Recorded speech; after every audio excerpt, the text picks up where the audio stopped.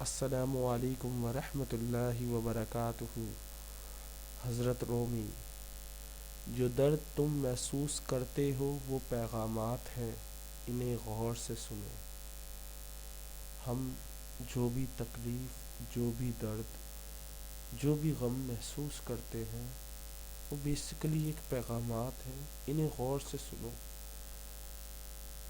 یہ ہمیں ایک ٹھوکر لگی تو اگلی دفعہ وہ غلطی نہیں کرنی، جو غم ملا جس کی وجہ سے ملا وہ غلطی نہیں کرنی۔